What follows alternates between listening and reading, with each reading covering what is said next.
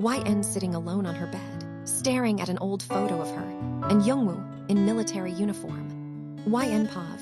They said he was gone, that I should learn to let go. But no one tells you how to forget the person you planned forever with. Flashback scene. YN's mother knocking gently on the bedroom door. Mom. Beta, it's been 3 months. You haven't touched his things. YN whispers, if I pack them away, it'll feel like he really isn't coming back. The mother just hugs her gently. Mom teary-eyed, I miss him too, but you're still alive, my child, and you deserve to live. Cut to a family dinner scene. Awkward silence. YN's younger brother tries to lighten the mood. Brother hesitant smile. So, I made your favorite, paneer tikka with extra lemon. He offers a piece to YN. YN forced smile. Thanks, but I'm not hungry.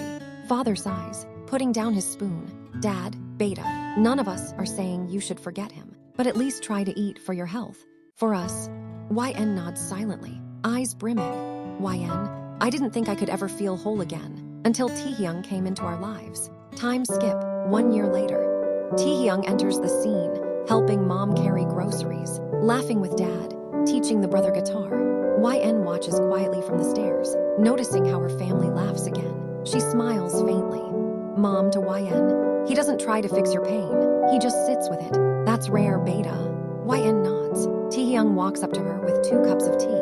TAEHYUNG, gentle tone. I didn't bring this to make you feel better, just thought we could sip together in silence.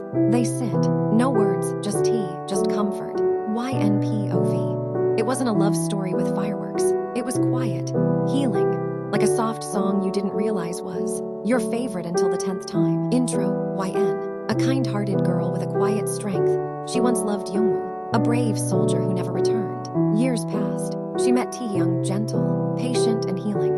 But some loves never truly fades. Time skip, present day. YN and TAEHYUNG are now married. The home is warm. They're sitting with family, laughing. Suddenly, the doorbell rings. Everyone pauses. Dad teasing.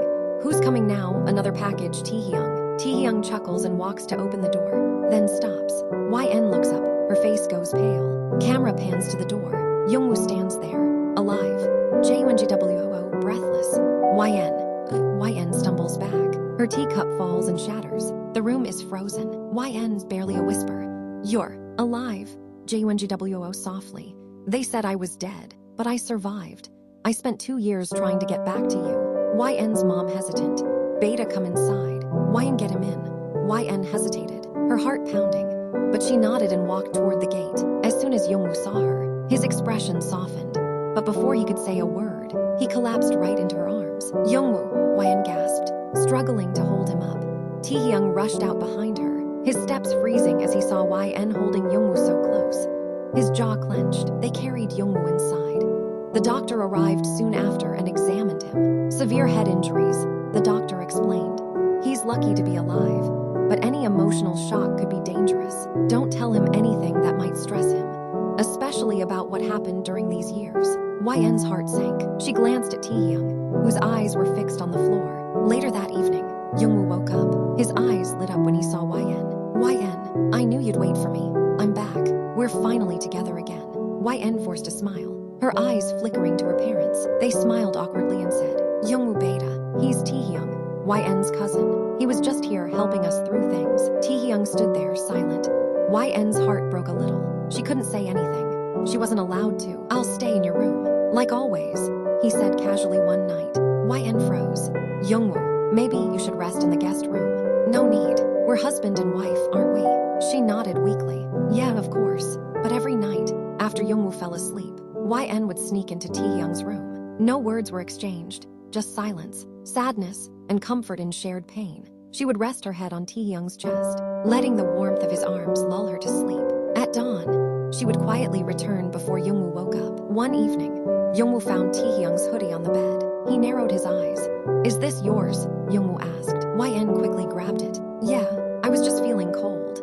And then one day, Youngwoo asked, why do I feel like everyone's hiding something from me? That night, YN sat on the edge of her bed, staring at the sleeping figure next to her. Youngwoo's breathing was calm, unaware of the storm inside her. Quietly, she tiptoed out and walked into TAEHYUNG's room. He was already sitting on the bed, waiting like always. No words, just a long, tired silence between them. YN finally whispered. He's starting to remember little things. Taehyung didn't respond. His fingers tightened around the sheet. Flashback, 2 years ago. Rain lashed against the windows as YN sat alone in her room, clutching Youngwoo's last letter from the army. He'd been declared missing in action. Hope was a cruel thing now. That night, she broke down right in front of Taehyung. She screamed, cried, and clung to him like she was drowning. And he never let go. He stayed. He cooked for her when she wouldn't eat, held her hand when she was too broken to breathe. And on the 100th night of her silence, she hugged him and whispered, "Please don't leave." Present, Taehyung turned to YN now and quietly said, "We never planned for this. I never wanted to replace him." YN shook her head, tears falling silently. "You didn't. You healed me." Suddenly, there was a soft knock on the panic. YN rushed to hide under the blanket on the other side of the bed as Taehyung opened the door. It was her mom, Taehyung Beta. "Youngwoo is asking if YN came to your room. Be careful." "Okay," Taehyung nodded. "We'll handle it, Auntie." Later that week, Youngwoo planned a small puja at home. As a new beginning with YN, the whole family was tense. During the prayer, Youngwoo held her hand and smiled. "I want to live everything again. With you." YN felt a lump in her throat. Taehyung was standing at a distance, pretending to click pics. His eyes locked with hers just for a moment, and that was enough to break her heart badly. That night, YN didn't go to Taehyung's room. Taehyung sat alone, staring at the clock until 3 a.m. The next morning, he found her sitting on the terrace, eyes swollen. She looked up and asked, "Are we selfish?" Taehyung slowly sat beside her. "No, we're just human." Time skipped to next day. It was late. The house was silent, except for a quiet voice behind a door. "I can't keep pretending." Youngwoo stood frozen in the hallway, just outside Taehyung's room. The door was slightly open, and he saw her. YN curled up beside Taehyung on the bed, crying softly. Inside, YN wiped her eyes and whispered, "He's trying so hard. And I just feel guilty all the time." Taehyung didn't speak. He just gently brushed her hair behind her ear and said, "You don't owe anyone your pain. YN, not even him." Youngwoo slowly stepped away, his world spinning. He didn't barge in. He didn't scream. He just sat on the stairs that night, alone, and cried for the first time since he came back. The next morning, the family gathered for breakfast. YN's mom smiled at Youngwoo and said, "We were thinking, maybe you two should take a short trip. Reconnect, just the two of you." YN choked on her tea. Taehyung quietly excused himself and walked out of the room. Her dad added, "People are starting to ask questions. What do we say? That you're sharing the house with your ex and your friend?" YN stood up, her voice shaky. "Taehyung isn't just a friend. He's the reason I'm alive. The reason I survived when no one else understood." Her mom snapped, "You're married to Youngwoo. He's your husband."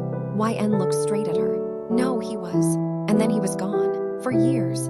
And I had to find reasons to wake up. Taehyung was one of them." That night, Youngwoo knocked on YN's door. She opened it hesitantly. He looked tired, drained. "I heard you. Last night." YN froze. He gave her a small, broken smile. "I knew something was off. You flinch every time I hold your hand."